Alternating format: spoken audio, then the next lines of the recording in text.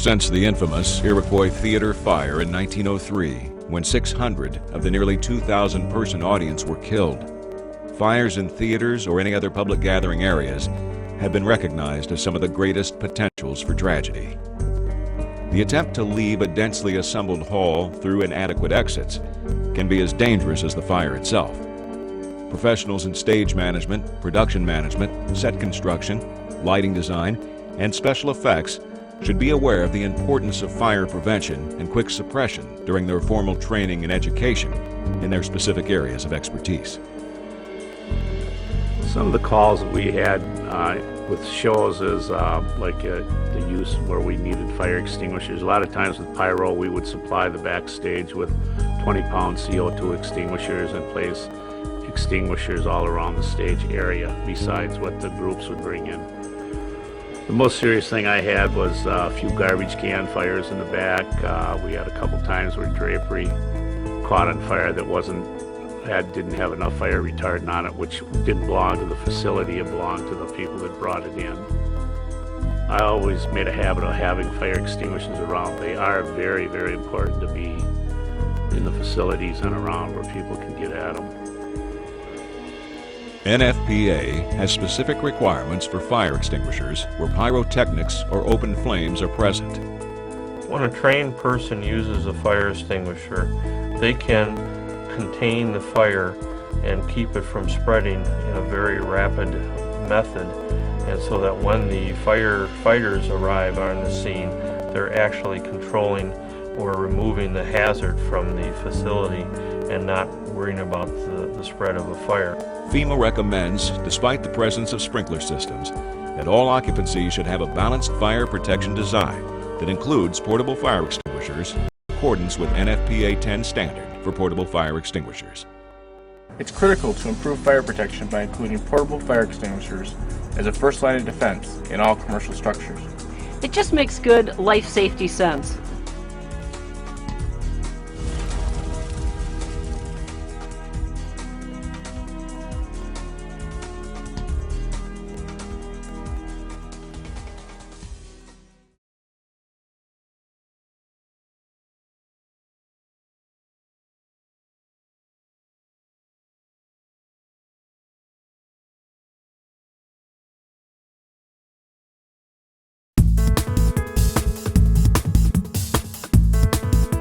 Alert!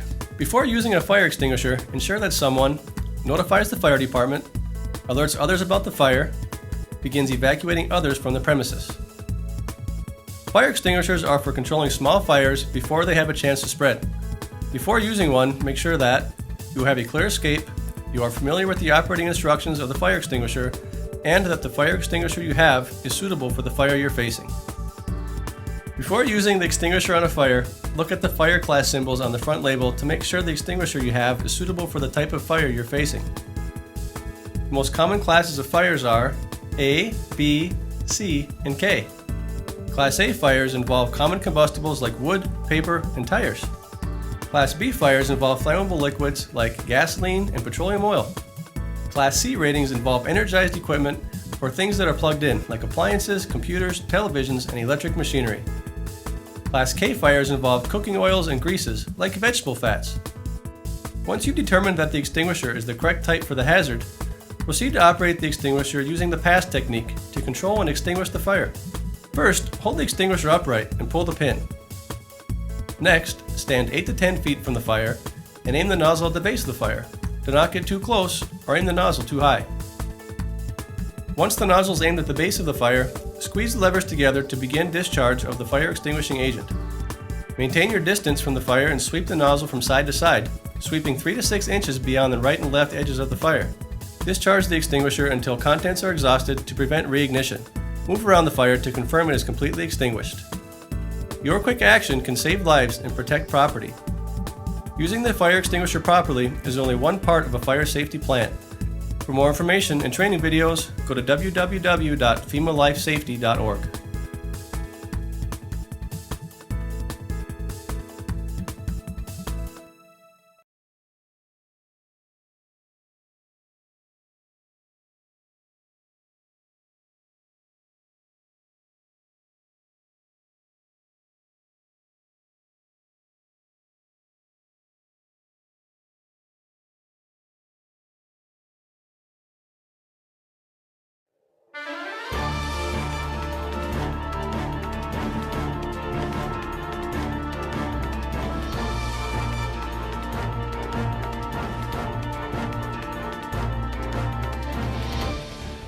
Little can be more frightening as you plummet to the ground, but it happens more than you can imagine. People endure more than 500,000 falls, 300 deaths, and an average of 165,000 trips to the emergency room every year. Here's the clincher. The vast majority of these cases are a direct result of misuse of the ladder. Wood ladders should be constructed of high-density wood that is free of sharp edges and splinters. Since wood ladders are affected by exposure to heat combined with dampness, they require a dry, well-ventilated storage area. Inspect closely to ensure that the ladder has no defects, irregularities, or weakness. Should you come across a wood ladder that has been painted, do not use it, as paint hides damaged wood. Portable fiberglass and metal ladders must be free of sharp edges and be structurally sound. The ladders must have rungs that are knurled, dimpled, or treated to improve slip resistance. All ladders must be thoroughly inspected prior to use to ensure that they are in good condition and no damage exists. If an inspection reveals damage, the ladder must be repaired or replaced. Under no circumstances should a metal ladder be used near any source of electrical power. Be especially careful when carrying long ladders to ensure that you do not walk into an overhead power line, which could result in your electrocution. You may recall the old 4-to-1 ratio for setting up straight ladders. To be honest, that's old school safety and falls short of a way to ensure that the ladder is properly set up for safety. First, the top of the ladder must extend 3 feet or 3 rungs above the point of contact to the structure. Secondly, it must be set up at the precise angle of 75.5 degrees to provide the proper angle for climbing. The feet of a ladder must be level and positioned solidly on the ground. If the ground is soft or uneven, use boards or leg extensions for support. For stability, both sides of a straight ladder need to be against the wall or other support. Keep a 3-point grip on the ladder at all times. This means 2 hands and 1 foot or 1 hand and 2 feet in contact with the ladder. Climb slowly with weight centered between the side rails. Do not lean back, and never stand at or above the top 2 rungs of any ladder. Always remember the belt buckle guide.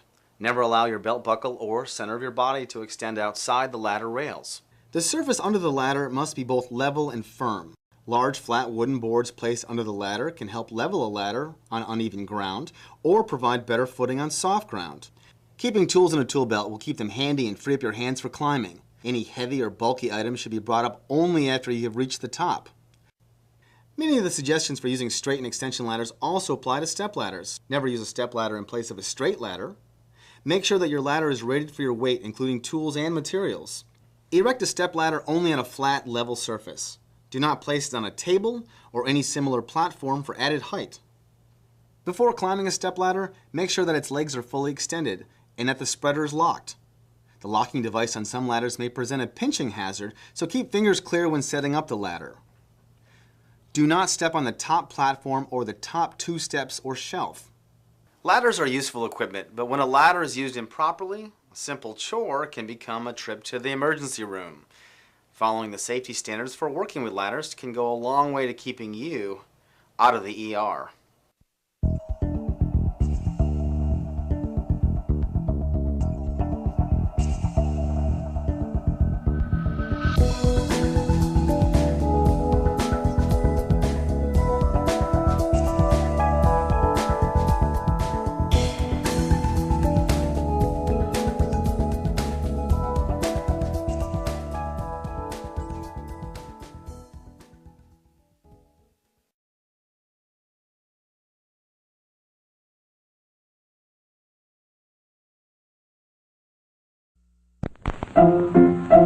Let's all go to the lobby. Let's all go to the lobby. Let's all go to the lobby to get ourselves a treat. Delicious things to eat. The popcorn can't be beat. The sparkling drinks are just dandy. The chocolate bars and the candy. So let's all go to the lobby to get ourselves a treat. Let's all go to the lobby to get ourselves a treat. Got it. Some tape over at the side on the door.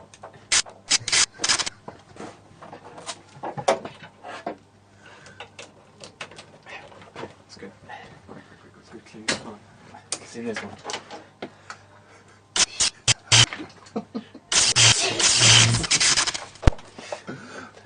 Job done. Yeah. Job done.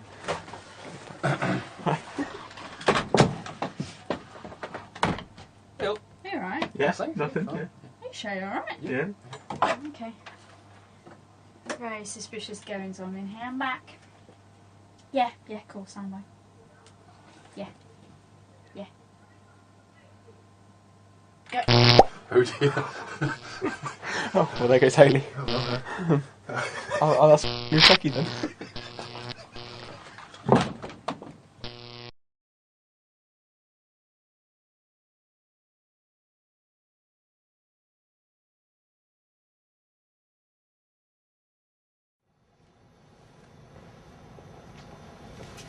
Yeah, right. Like I'm gonna fly in something for them. They're crazy. Hey, don't play with the rail like that. Why not? Well, first it can damage the ropes, and second you need to be trained. Hey, how do you fly something in? It's really pretty easy. I'll show you. Every line has a number and a name. You always call the name flying in or out. Flying in means it's coming down, and flying out means it's going up. You always yell it out to make sure that no one's standing underneath, and you always have to wait for the proper response of thank you. So I'll fly in legs 1 for you. Legs 1, flying in! Thank you. Now you can take off the safety ring and open the brake. You start to pull down on the rope, and you keep your eye on the legs of the...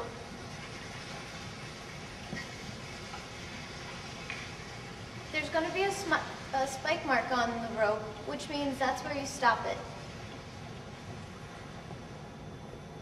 Right there. You close the brake and put the safety ring back on. Sometimes it's not counterweighted right, so it's either really hard or really easy to fly in. It's a counterweight. Counterweights are these.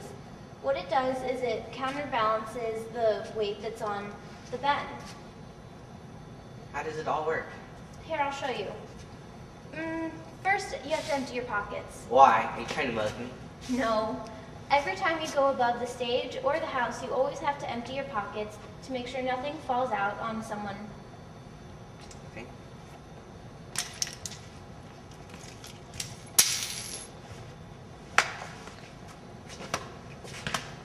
Okay, let's go. Okay.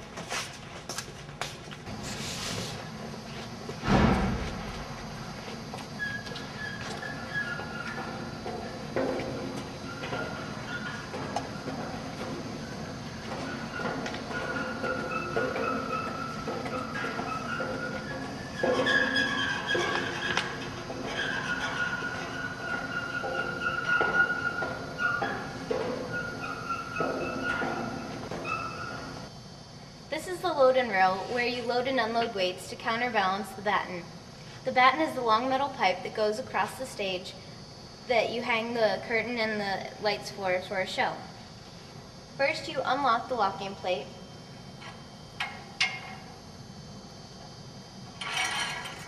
Then you lock it back up here so it's out of your way. Next, you take these spreader plates, which you put every 2 feet, and clamp them to the locking plate.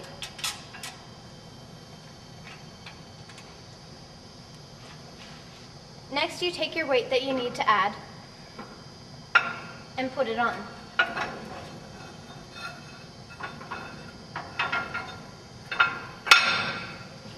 When you're done adding your weight, you unclamp the spreader plates and bringing the locking plate back down. Once you're done, you have to make sure you let everyone below you know you're finished. What are those yellow bricks for? The yellow bricks are the weight of the actual batten by itself. You never ever take those off. Oh, okay. Let's go see what the people in the shop are doing.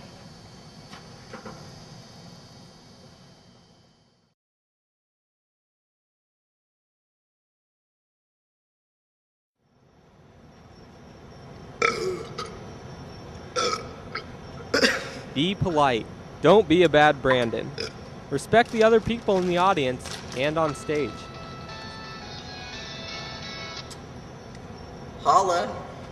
Keep your cell phones off during the performance. Oh, really? No food or drink in the auditorium.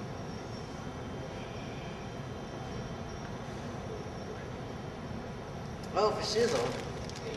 Do not put your feet on the seats in the auditorium. Yeah, I finally got to go on a date with me.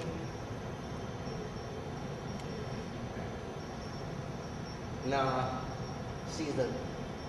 Remain quiet during the performance. Respect others that are on the stage performing. For real. Hold on, there's people talking too much. Hey, shut up! I'm trying to talk on the phone! No cat calls or at me, yelling woman. during a performance.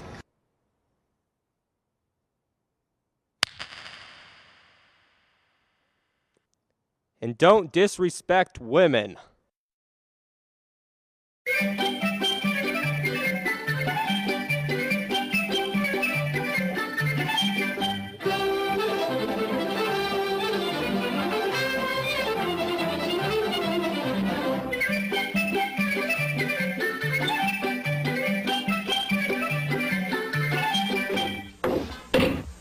Oh, son of a gun. You thought I was going to say son of a bitch, didn't you?